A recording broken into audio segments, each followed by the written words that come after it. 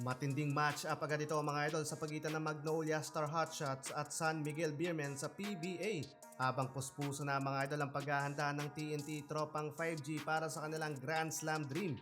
So eto na nga mga idol, another exciting match-up ang paparating sa regular season ng 49th PBA Philippine Cup. Agad magkakabanggaan mga idol ang SMC sister team na SMB at Magnolia.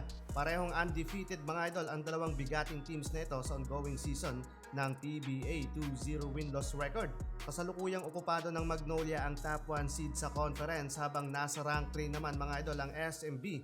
April 16, saktong 7:30 PM, magaganap ang matinding bakbakan sa Smart Araneta Coliseum. Makakabawi na kaya mga idol ang Magnolia sa SMB? Apat na magkakasunod na kasi itong natatalo sa kanilang sister team habang 2 beses naman natalo ang SMB sa Mags sa mga nakaraang laban nila. Parehong desidido mga idol ang dalawang kupunan na mapanatili ang undefeated momentum matapos ang parehong worst campaign nila sa nakaraang Commissioner's Cup.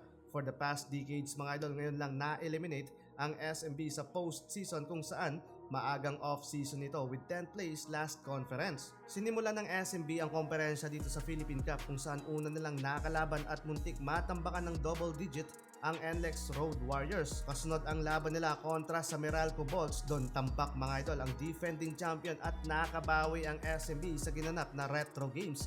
After 5 days rest, muling sasabak ang SMB kontra sa Magnolia kung saan parehong pinataob naman ng Mags with a landslide score ang Blackwater Elite at Converge Fiverr Xers. Hindi pa ganun ka-effective sa dalawang huling laban ng Mags ang veteranong si Pauli kung saan kumamada lang siya ng single digit scoring. So far nag-average siya ng 5 points, 1.5 rebounds at malaking bagay itong 4 assists niya per game. Samantalang 9 points and 5 assists per game naman para kay Mark Baroka, which is hindi na masama. Sa playmaking pa lang, panalong-panalo na ang Mags mula dito sa dalawang veteranong point guard. Pero eto ang nakakatuwa mga idol, kakaiba yung pinapakitang performance ni Calvin Abueva sa past 2 games nila. Pangatlo sa lineup ng Mags na nag-average ng double-digit scoring, 10.5 points at impressive with 6.5 rebounds per game. Talagang nabibigyan siya ni Coach Chito Victolero ng mahabang playing time dito sa Philippine Cup.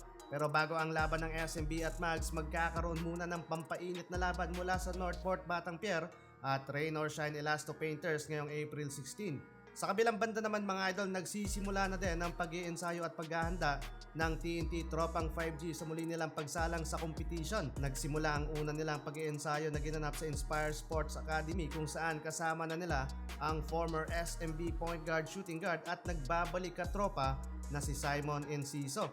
Sa iyong prediction idol, sino ang mananatili sa undefeated spot sa pagitan ng Mags at SMB? I-comment mo na yan sa ating comment section.